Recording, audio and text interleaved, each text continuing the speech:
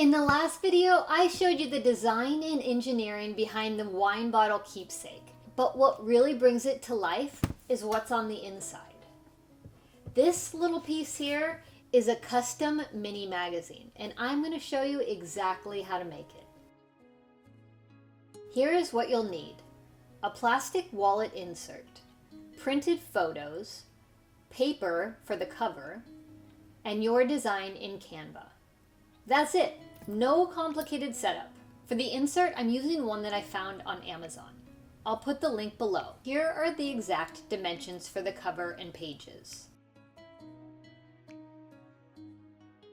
Let's head over to Canva so I can show you how to create the template for the photos and how to make your cover. We're first going to open a new design by clicking on the plus sign. You can set it up for 8.5 by 11, assuming that's the size of your printer. Making the template for the pictures is easy. We're going to use something called frames. Frames are great because you can just drop your photo right in and it automatically fits into place. On the left side, click the elements and then click on frames. You can choose the first frame, which is a square shape, and click on it once for it to be placed on your design. Now go up to the position button at the top of the screen in order to change the size.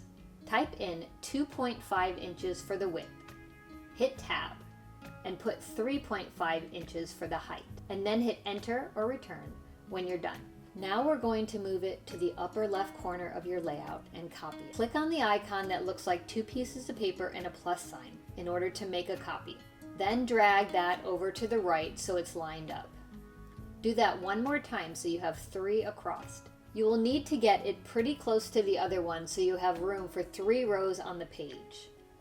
Now your last row is probably going to be off the page, so move it up a little bit so you're not in the red danger zone.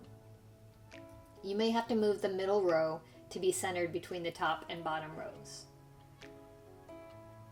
Now that you have the first page done, you can click and drag around all of the frames. You want to copy these in order to make more for page 2, but instead of doing it the way that we've been doing it, you're going to click Command on a Mac or Control on a PC and the C key on your keyboard. This saves them to the clipboard. To add a new page, click the plus symbol at the bottom of the screen. We now need to paste the frames onto this page. We do that by clicking Command or Control and V on your keyboard. Let's add one last page. Here we will put 2 photo frames, and we will also create the cover. To get those extra 2 frames, you can just select 2 of the frames from the previous page and copy them over to this page. Now let's create the cover. I'm going to show you 2 different ways to do the cover. The first is if you have one image that expands across the front and back of the cover. The second is if you have one image for the front and a separate image for the spine and back. Let's create these frames now. For the first option, make your frame 5.5 inches wide by 3.75 inches tall. Again, we do this by selecting Position at the top of the screen.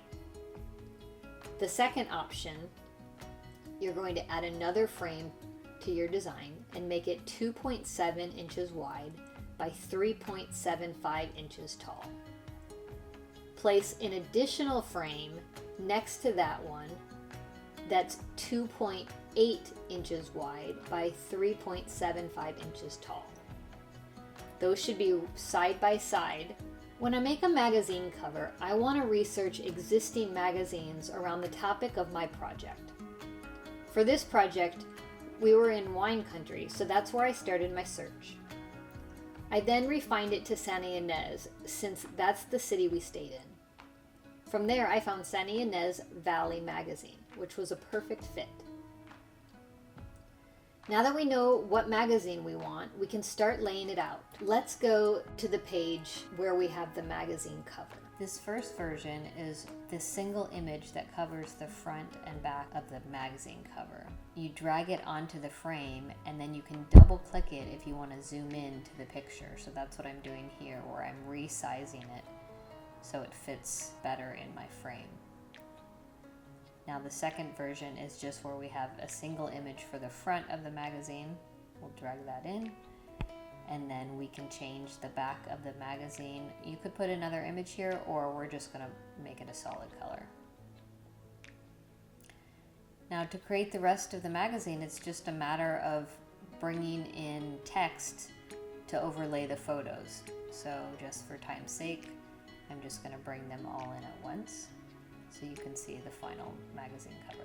Now you can go back to page 1 and upload all of your photos. Click on Upload and then Upload Files. Navigate to all of your photos on your computer. And now you can start dragging them into the frames. As soon as the photo gets close to the frame, it should snap into place. You can keep it simple with just the photos, or you can add captions and details to tell more of a story. Once everything is designed, you'll need to export the file in order to print it. You do this by clicking on the share in the upper right-hand corner. Then select your file type. I always use PDF print, but that's just my preference. Now that your file is saved on your computer, you will need to open it and print it. You can use sticker paper for the cover if you want something that applies really easily, or regular paper like I'm using. Once everything is printed, let's start with the cover. First, we need to cut it out. Then grab your wallet insert. Check to see if there's a protective film on it. If so, peel that off. If you're using regular paper, you can use an ATG gun to attach it. I just put tape on the front at first. You have to be careful when placing it down after you've applied the tape, because if it's not in the right position, it might be hard to peel it off to reposition it. I lined it up on the right side before pressing down. Then I flipped it over and taped the back. After that, I laid the rest of the cover down smoothly. Now you can start cutting all of your photos. You might want to organize them first, and then start placing them into the album. This is one of the details that adds another layer to your project and gives you a place to include even more of the story. If you want to be guided step by step through creating projects like this and learn how to turn your ideas into something this detailed, I've put everything into my course, 3D Paper Gifts That Tell a Story. It's all about helping you create gifts that people don't just open, they remember forever. You can find all the details in the description below. And if you'd like to see more projects like this, you can subscribe so you don't miss what's coming next.